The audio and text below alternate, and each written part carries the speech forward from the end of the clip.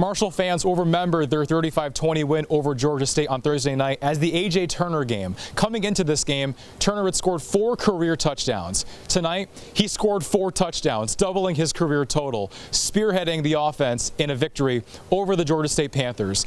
The Herd took the lead on the game's opening drive. A 2-minute drive was capped off by an A.J. Turner touchdown, the first of 4. They went for 2 on that drive, and they converted, going up 8-0 right off the bat. Fast forward, first play of the second quarter, Herd up 11-zip. A.J. Turner runs to the right, gains some yardage, doesn't like what he sees, so he cuts to the left, and he's got some blockers and lots of green grass. Turner turns on the afterburners, leaves the Panthers defense in his dust. 18-0 Marshall. They score on their first 3 drives to take a huge lead in the first half. Fast forward 34 years later, the Charleston Dirty Birds have never won a championship under their new name. This is their second time in the playoffs as that franchise, but if they win 3 games against the York Revolution, they will be crowned champions of the Atlantic League. They're led by coach P.J. Phillips. Coming into the series, these teams are not very familiar with each other. The last time Charleston and York faced off was the start of June. Charleston won that series, but they were swept by York when they played the week prior. Ripley looking for answers. Quarterback Tyson Pritt with a play action fake. He's under pressure, rolls away from a sack, and gets to his left, finds the angle in the end zone. Touchdown Ripley, 14-7. They're on the board. Vikings gaining some momentum, but the Hoover offense quickly quieted the fans with this deep drop. Hatfield finds his receiver Sam Key wide open in the secondary. He strolls all the way to the end zone. 69-yard touchdown to put Hoover up 21-7. Well, Amanda, it's a very windy night here at the Hill in Charleston, the home of the George Washington Patriots. Their opponents, the Cabell Midland Knights, are looking for their first win of the season against an unbeaten GW side. Now, this matchup historically produces shootouts. Just last year, 70 combined points between the two sides. It was a 49-21 win for the Knights in Cabell County, but this game historically favors the home side, and tonight the Patriots are home here in Charleston. As for the Knights, the road team, they're looking to get in the win column for the first time tonight. Last week was an ugly 63-7 defeat against Ironton, their cross-state rivals. This is their second straight road game, but also as for the home team, this is their 3rd game. They've won their first 2 over St. Albans and John Marshall. It should be a thrilling game tonight. We'll have the highlights for this one and many more coming up tonight at 11. Amanda? First half, Wildcats already up 15, and the shot from Miladinovich is blocked, swatted away by Adu Taro. Marshall's offense could not keep up with the high-scoring Wildcats. A catch and shoot. Antonio Reeves puts one up, and it's good. Kentucky up by 22.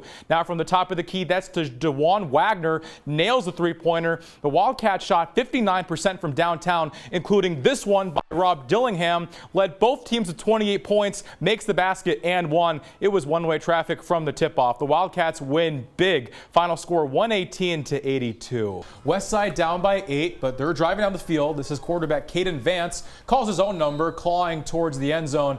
A few plays later, he dials up Austin Bishop in the end zone, but he can't quite make the diving catch.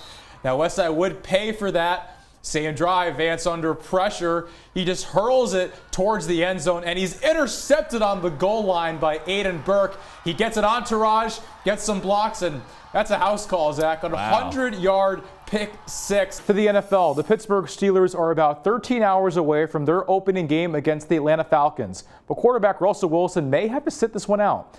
The Steelers listed Wilson as questionable on the injury report due to calf tightness. Wilson's been dealing with that calf tightness going back to the start of training camp. He aggravated that injury at practice on Thursday, casting doubt on his availability. Wilson says he hopes to play, but also wants to play it smart. If Wilson can't go, it's backup Justin Fields who will get the start. Over to Kentucky for the Battle of Route 23. It's the home opener for the Russell Red Devils getting into it. Their opponents, the Greenup County Musketeers. Now it's Musketeer ball. They're running the Wildcat. This is Jasper Davis who tucks it, finds the edge on the outside, shows off the blazing speed, gets all the way to the end zone for the touchdown, Greenup County. They go for 2 here, and the quarterback keeps it himself. This is Tyson Salmons. He bulldozes his way over the goal line. That's not fair. Quarterbacks can't run, right, Zach?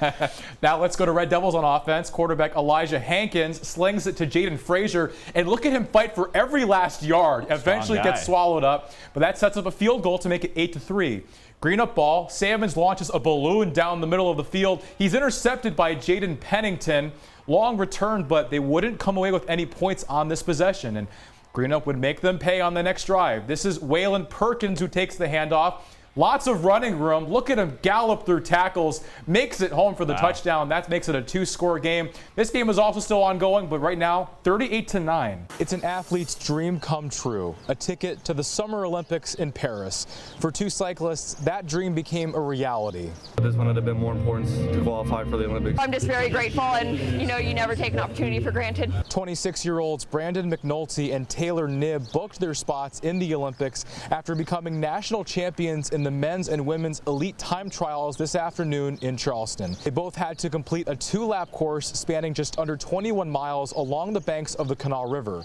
McNulty said the course's flat terrain made the race especially difficult. It was one of those courses that's so simple that it's almost more challenging just because there's no real pacing or nothing to guide on. You're just basically doing the same power the whole time, and you can't let off or really push anywhere. So it's tough to stay focused for just like basically a long straight road the whole time. Knibb had already qualified for the triathlon this summer. Now she will also compete in the time trial after winning just her 2nd bike race ever. This is kind of like, oh, how did I do? Like, you cross, you hope, you see, and then it's like, oh, you have to wait. And so it's a different process. Both McNulty and Knibb competed in the Tokyo Olympics 3 years ago. That year was a bit different with COVID, so I don't know if it was a true Olympic experience, so I think this will be cool to see like I think it'll be the whole show. And they're both circling their calendars for July 27th, where they will go for the gold. This is insane. So 3 years later, I'm very grateful, and I'll never take this race for granted. In Charleston, Sam DeCoste, 13 News.